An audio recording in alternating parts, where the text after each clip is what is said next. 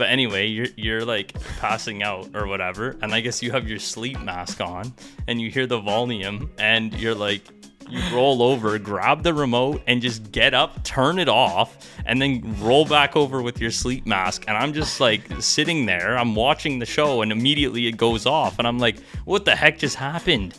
Like, he didn't even say anything or whatever. I think you just expected I was sleeping, but I was just like, all right, I'll just get out of here.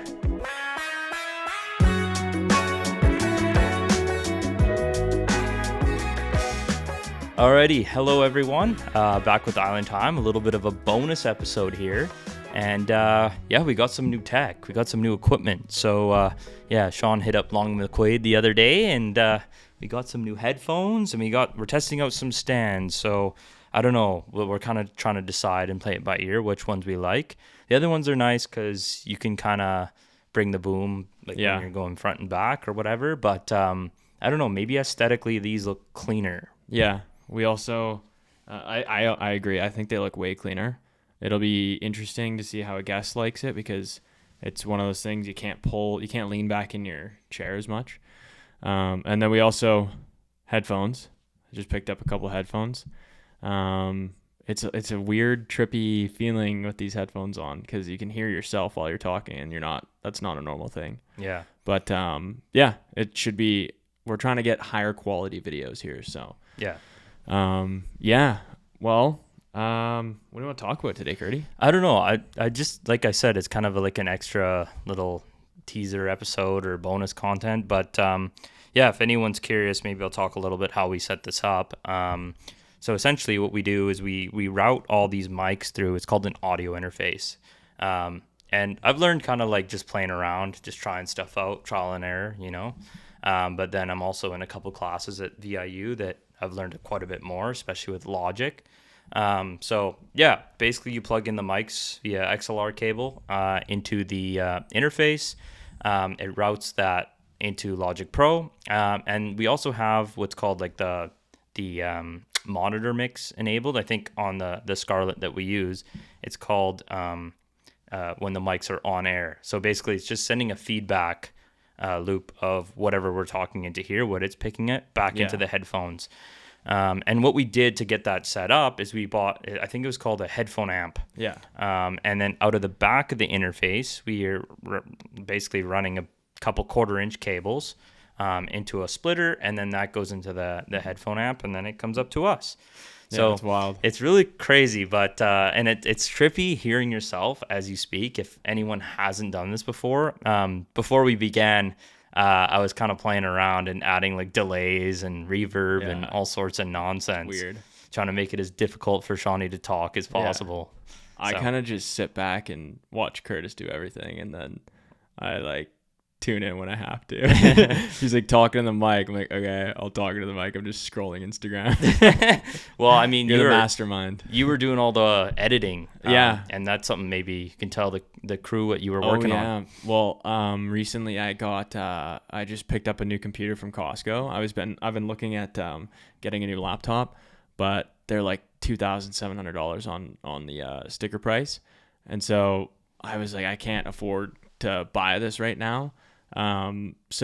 But Apple has this crazy chip called an M4 chip. Do you want to explain what that means? Yeah, so basically what happened is Apple used to use Intel processors, and if you go further back, they used PowerPC. So they've always been on what's called x86 architecture, which is traditionally what personal computers have used. And then as we shifted into the mobile kind of computing infrastructure, where most of the world uses mobile phones now as their primary interface method, and those are all based on ARM chips. They're called ARM chips, so it's a little bit different. The main benefit to an ARM chip is its ratio between power to output. So it's super efficient. And that's why phone batteries are, they're pretty decent, and you can run like crazy games and stuff on them nowadays. And that's because of the efficiency of the chip that's inside. Anyways, back in 2020, Apple, super smart decision. I was honestly surprised because usually Android and Windows, they're more like there's more manufacturers in that space. So usually you see innovation on then, and then Apple kind of brings it in later. But this is kind of a reversal. They were the first company to really mainstream ARM chips for laptops and desktop computers, which led you to this purchase. Yeah. So tell them what you picked up. So I picked up, it's called a Mac Mini, and it has this M4 chip, which the new MacBook Pros have in it.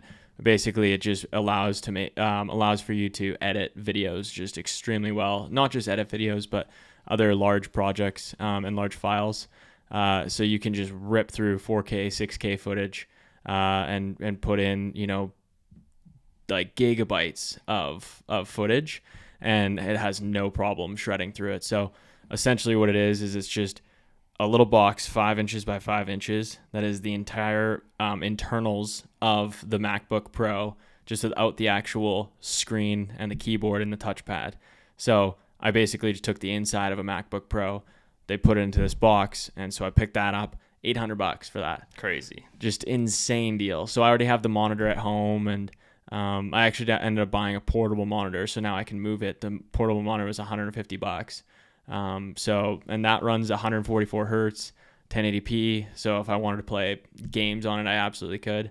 But yeah, so this has been a huge upgrade. So now the video editing is like so smooth. My laptop before, 2017 MacBook Pro, still on the Intel chip. Yeah. And it was like every time I would edit a video, it was like it was taking off. Brutal. It had its own life. Mm-hmm. And it would take me 12 to 15 hours to export a video that was like a podcast this big, because we recorded in 4K footage.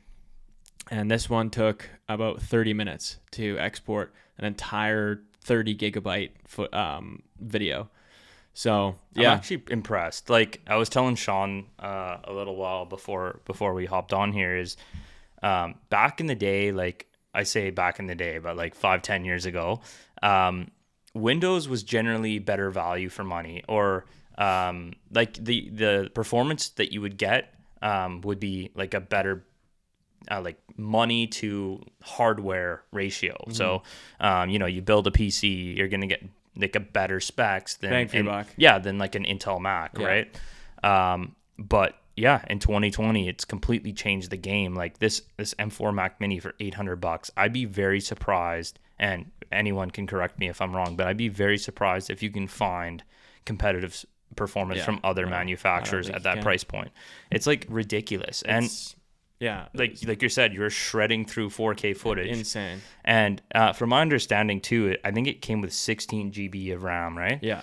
256 SD. Yeah. SSD. So I think for the M4 or the M series chips, RAM is essentially equivalent to double. So basically, if you had an equivalent Windows laptop that was running Intel, it would be equivalent to 32 GB roughly in performance equivalents. So it's pretty dope, man, for $800. I'm kind of jealous, to be honest. I know and also I watched a lot of videos on why Mac is so good, and nothing can keep up to it. Even like $3,000 PCs can't keep up to these chips. They've just done such a good job with it. So, but on the topic, what I've actually I don't know what RAM actually means. Like, what does it do? Yeah, it stands for random access memory. So I'm going to nerd out for a second here. So basically the computer has two primary memory sets. One is your SSD. That's long-term storage. So you save files to your hard drive. That's where it's going. It's going into your long-term storage. RAM, random access memory, is short-term storage. So when you power down your computer, it gets wiped every time. So that 16 GB, the apps on your computer are utilizing it and then turning over that memory relatively quick. So what you're running at the time. So like exactly having more tabs open, having more things being ran at the same time takes up RAM. Yes, yeah, exactly right. So you only have 16 gigabytes worth of that. I see. Chrome, like browser, is notorious. Like the more tabs you have, you're using a ton of RAM. But that's because it's keeping everything in kind of a separate process. So every tab has its own process that is running on your computer. And it's pretty good at running a lot of them at once. But if you open enough, your tabs will start to it's called being recycled. So if you clicked back to one of those old tabs, it would have to refresh the browser. Right. Because it basically ran out of memory, so it had Fair to enough. clear it out. But yeah, the more memory you have when you're video editing, essentially the better, right? Because it can store more video cache in memory. So it's, and the ARM chips seem to be pretty good with their Right. efficiency with that. I don't think I'm going to run into that issue if I'm just using Adobe Premiere Pro. But is there a way to upgrade RAM? There used to be, and these Apple chips, there isn't. Everything's built to the board. It's like all one. So they're not upgradable.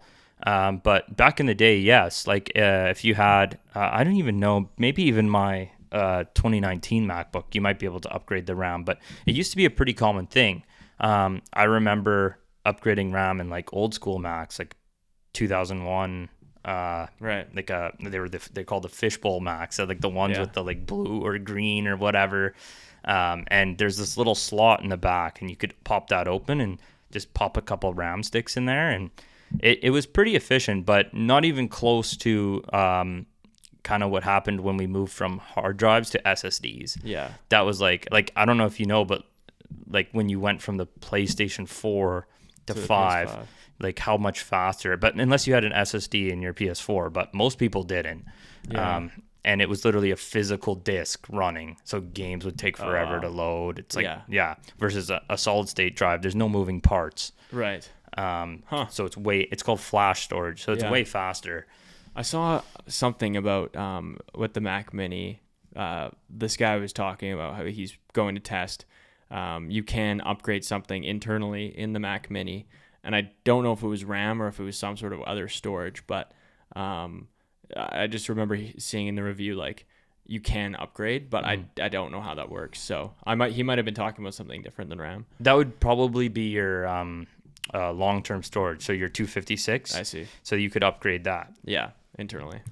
It'd probably use an M2 drive or something. I'm not sure what the Mac Mini uses specifically, but generally most computers still these days you can upgrade the storage capacity. It's just some of them are like, it's not fun, right? You're literally doing surgery there to kind of get through all this stuff, and you're like scared you're gonna break something. And you void the warranty once you take that thing apart. So exactly. It's probably not worth it. Yeah, it's like kind of back in the day. Do you remember the iPhone jailbreaking days? Yeah. Did you ever do that? I never jailbroke my iPod.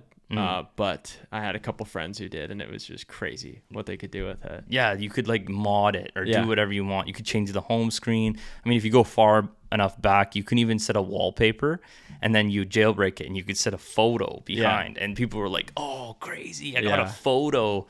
But yeah, I remember my brother had an iPod Touch, and we jailbroke it. And there's so much cool like mods you could do, and a bunch of like, I don't know. Do people still do that? I don't know. I don't think so anymore. I think that's a like thing of the past, man. Well, remember? I don't know if you remember when that. Do you remember that like Arabic writing, that text that you could send to people? Yes. And they would open it up, and it would just turn their phone off. Yeah. So I remember looking into this software bug, and it was something like, so generally alphanumeric characters, there's only a certain number of them. But if you go to other languages, there's way more characters that need to fit. So I can't remember, but essentially what it was is that they didn't handle notifications properly with certain characters, something like that. And then it would basically, I don't know if you remember, but Windows computers used a blue screen of death. And basically that's a total system fault. So that was essentially what was happening to the iPhone, is it was just a total system fault. It would just fail, and it was just off. iPhone. Yeah. And it would just turn off, and then you have to turn it back on. Oh, it was so funny. Did you ever do that to people? Oh, I did it all the time. When that text, because it wasn't out for very long, they like fixed a week, it. maybe max. But when I got that text, someone had sent it to me, or maybe I looked it up, I can't remember. But I was sending that to everybody because it was just hilarious to me. And people would be getting mad because every time they turn their phone on, they get the notification, and boom, they would just be turning back off. Yes. Yeah. So it was annoying. It was specific to notifications. Yeah. So once you got the notification, it was you're fine. You could go to your messages and copy it. Yeah. Yeah, But exactly. as soon as someone got the notification, that's where the bug happened. So if you turned on Do Not Disturb, you were literally good. Yeah, but Do Not Disturb wasn't as common, I don't think, back then. Like, nobody used Do Not Disturb. Yeah, fair.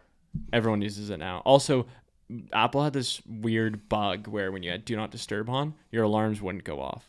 Really? It was like this happened, and there's people still that are afraid to turn on Do Not Disturb because they're afraid that their alarms won't go off, which is not true anymore.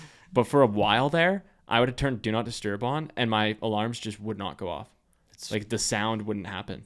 The funny thing is somebody made that mistake, but as a direct result, when that programmer forgot about this little thing, when that software was released, just everybody missed work that day. Yeah, just like everybody was sleeping in. So funny. Yeah, the first time it happened. And then, yeah, I feel like it happened a few times to me. And I was like, okay, well, I'm never using Do Not Disturb again. And now I use it all the time. I pretty much have it on like probably every other day for the full day. Yeah. I mean, I'm probably a bit late to the party, but I switched to using the automatic bedtime mode. Oh, yeah. It just automatically silences certain notifications and like a bunch of other things, I think, at a certain time. Yeah. That's smart. Mine's pretty liberal. I think it's like 1 a.m. or something. So it's not the best, but I mean, well, I just every night before, because you don't want to disrupt your sleep. The last thing you want is just a call in the middle of the night or a text that like you don't actually wake up, but it subconsciously wakes you up, and it's just not good for your sleep. Or it's like a spam email or something. It's like, okay, come on. Yeah. I've invested also into a sleep mask, and this has changed my life. I'm not even kidding you. It's because I don't have blackout curtains. If you have blackout curtains, I'm sure it's fine, but some light still gets through. So the sleep mask, oh my God, it has changed everything. My entire sleep is just like, I go to bed at night, it's pitch black, not a single light you can see. I wake up in the morning, it's still pitch black. All I hear is my alarm.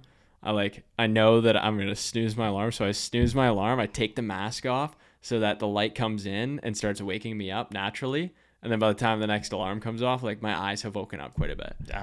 So that's crazy. Yeah. Speaking of that, Sean was sleeping like a baby on the couch the other night. And because I think it was after we filmed an episode or something. But anyways, the last few weeks or whatever, every time you came over, we were watching The Penguin, on Crave, which is a great show. Unreal show, yeah. Another great one you recommended. But anyways, so we're on the second last episode or something. I'm a gracious host. I gave Sean my couch. I'm sleeping on the floor. Hey, what a nice guy, right? Well, you have a bed to sleep in, but you were watching the show. Exactly. Okay. Give me some credit here. Don't defend yourself yet. Okay. So anyways, this guy is sleeping over there. I'll give you that it was like 3 or 4 a.m. That's fine. But anyway, you're like passing out or whatever. And I guess you have your sleep mask on and you hear the volume and you're like, you roll over, grab the remote, and just get up, turn it off, and then roll back over with your sleep mask. And I'm just like sitting there, I'm watching the show, and immediately it goes off. And I'm like, what the heck just happened?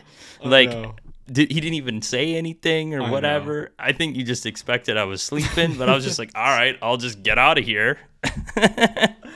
And the thing is I didn't even realize what had happened until he told me about it, because I do remember getting up and turning, like I literally turned around, grabbed the remote, clicked it off, and then went right back to bed. It rolled over like a baby. Yeah. It's so funny, man. But until you told me about that, I didn't even realize that you were awake. Yeah. In my mind, I had fallen asleep for 2 hours. And usually at this point, if Kurtis falls asleep on the floor, like he falls asleep on the other floor. Yeah, exactly.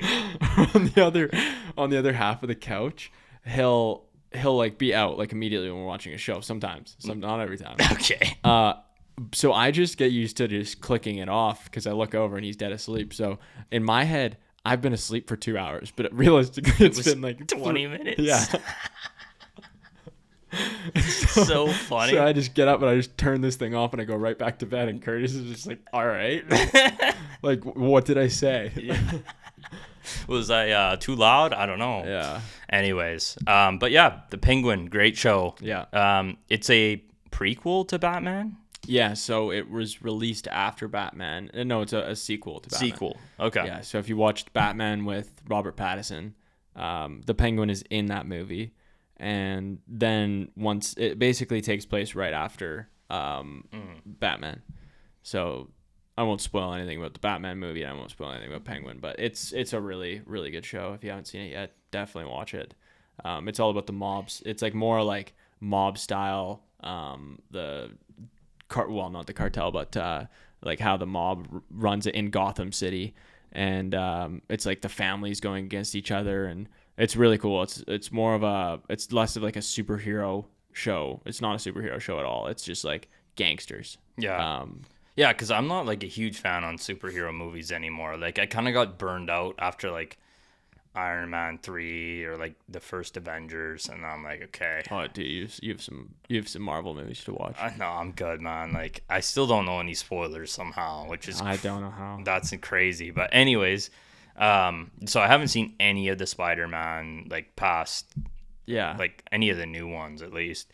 So I was kind of like hesitant, because I mean it's DC, a little different, but still I was like a little hesitant. But even if you don't like superhero stuff, like it has nothing to do with nothing to do with it. It's like there's no super abilities in it. It's just like gangs, drugs, mobs, like the classic. Yeah. But like very intense, super good. Got lots of good plot twists. Great plot. Stuff I didn't expect. Yeah. So and like very psychological. Yeah. It's wild. For sure. Like things where you see characters going in one direction and they change direction, and And the way they made the main character, Colin Farrell, Oz, the Penguin. Yeah. The transformation, you should look up what Colin Farrell looks like and then look up what the Penguin looks like. And it is insane, the difference. Like apparently he hated playing that character because of how much makeup, and he's like pretty much wearing a suit.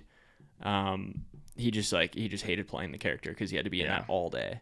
Hours to prep. You don't even act. You're probably half your day is getting ready. Yeah. So like props to their, I don't know what is it called? Prosthetics? Is that what you say when you like? I think that's for like amputees. Oh, okay. What is it called when you like put on like all this? It's not makeup. It's cosmetics? Like, no, I don't know what it's called, but it's essentially they add like, like layers of skin or like make his face look completely different. Like if you compare the two, like I think you told me right away like that this was Colin Farrell, and I'm like, you're joking. Like there's no way. I know. You can kind of see it in his eyes, and that's it. Yeah. Other than that, they did a great job. Like the makeup and the scars on his face, and and it's consistent. Like that's the thing is that not only do they do that once, but they have to do that all the time, every day of filming. Yeah, and it's in Batman too. Like in really? Batman, he's exact same. So that wasn't the first time he was in that suit. That's crazy. I don't know. They might make a season 2.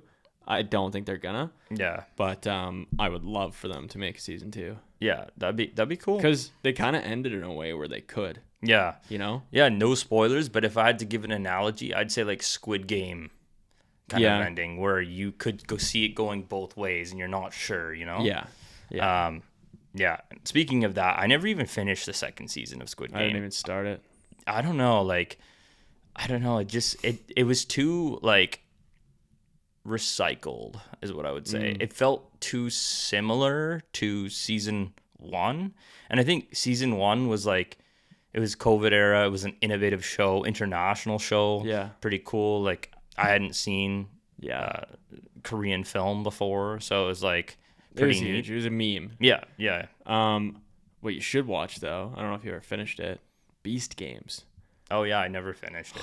I don't know who wins. Wild ending. Braden, I thought, had spoiled it for me because he had seen this TikTok of someone in a Lamborghini, and he's like, dude, I know who the winner is. Because they had like said, they were like, oh, I was on Beast Games. And so he like was explaining to me that it was this person, like a guy. And I was like, then when we got to the finalists, I was like, oh my God, like I know who it is. Like it has to be this person. And thank God he was wrong. It wasn't the person I was thinking it was. Really? Yeah. So it wasn't a spoiler at all. It wasn't. We both were convinced. We were like pissed off. We were like watching this. We're both just like so out of it now, but like still like wanting to see what happens and how this guy gets there.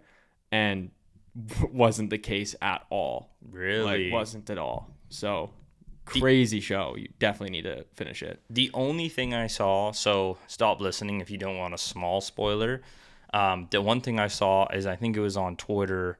Mr. Beast posted that he like doubled the money that he was giving to the winner. So I don't know if that's a spoiler or not, but Right. Yeah. something must have happened that made that person like they must have gambled or something. Yeah. Yeah, exactly. I won't say what happened, but yes. That's crazy. Yeah. Imagine, I don't know if it was this, but imagine if it was a situation where you win double or nothing. That's insane. Yeah. I know he spent a crazy amount of money on this show. Like, Yeah. I don't know if they made a profit even. I don't know. I would assume they would. I hope so, but Well, yeah. Amazon definitely would. Yeah. The thing is they have ads running through Amazon the whole time throughout the entire show. They have multiple ads, sellouts.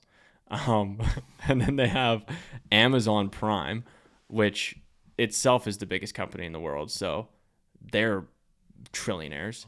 And then you got Mr. Beast, who is also doing like YouTube stuff on the side for Beast games. Like he's making videos and content for the actual Beast games. And then you have Mr. Beast funding it as well. So you got a lot of big players. I'm sure there's people behind the scenes that were also involved with it. But yeah. It would have made very money for addicting. sure. Yes. Either formally or as a byproduct, he got a lot of money from the show. I just seem to remember some clip of him saying it was like not a financially good show. Like, yeah, I see. Like he was giving away a lot of money. And like even like the sets, like it's pretty cool. They actually built the place they stay at in Toronto. So they were all in Canada for that. And then I think they flew to different islands. I don't know if it was in the Caribbean or where it was. Yeah, I think it was the Caribbean. Yeah. But that main place where people were positioned and staying, I forget what it's called. Beast Hotel or something. Beast City. Beast City, yeah. That was built at, I don't know, if some airport over there. Yeah. Crazy. So it makes sense. Easier to pay people in Canada, so your currency goes further. It's true. Yeah. Makes sense. A lot of stuff's filmed up here. We were actually just talking. There's a show filmed back in your hometown recently. Yeah. Murder in a Small Town. Yeah. Filmed in Gibson's. I only saw one episode of it, but it seemed like it was a decent show. It wasn't something that I was like mind blown by any means, but I only gave it, one episode chance. So, but it was pretty cool to see so many shots filmed around the town. Yeah. And I don't live there anymore, but I'm sure that people who live there saw a lot of camera work because half the shots were in town, like just down the main stretch of Gibson, Lower Gibson. So that's pretty cool. And then also Molly's Reach is super famous for like a Canadian TV show. The Beachcombers was filmed there. And so this show the set is in Molly's Reach. So yeah, it's pretty cool, man. Yeah. There's been more and more filming on Vancouver Island and like the just coast. In this Lower Mainland area. For sure. Which is awesome. What's that movie? Show. There's a zombie show. I wish I could remember the name of it. Oh, Last of Us? Last of Us, yeah. That was filmed in Nanaimo. Yeah. They had it's like near Old City Quarter. That whole street was blocked off. Yeah. You see pictures of it? Yeah, it looked nuts, man. It literally looked straight out of a zombie apocalypse. And it was downtown for like at least a week. Yeah. Probably longer.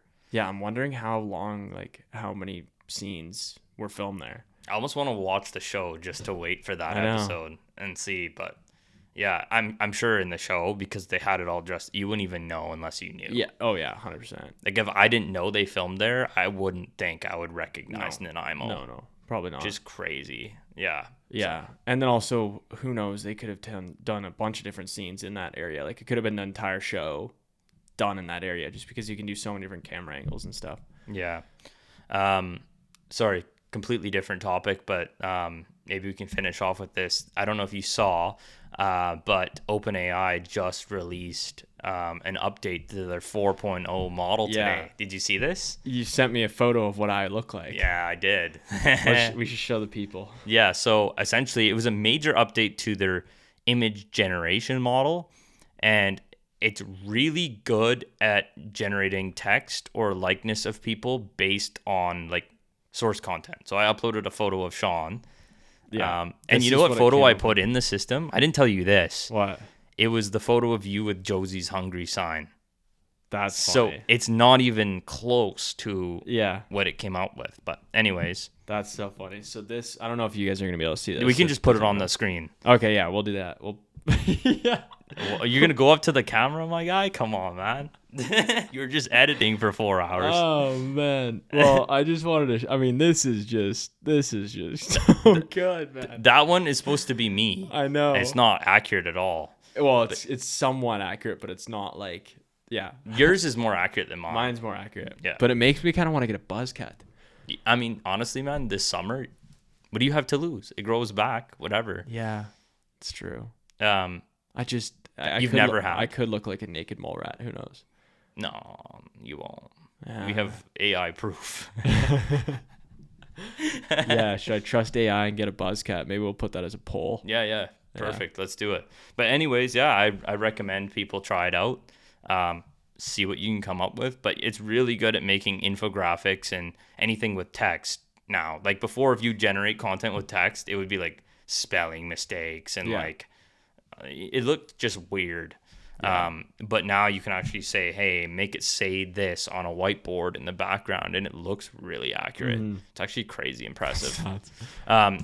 Kind of the way it works is before the way it would work is what is it called? The word starts with a D. I can't remember, but essentially distillation, I think is what it is. But anyways, the way it would work is that it would predict pixels. So let's say you have a photo and it's 1920 by 1080. So it's standard video resolution, and we want to upscale that photo to 4K, right? So it's basically becoming twice the size.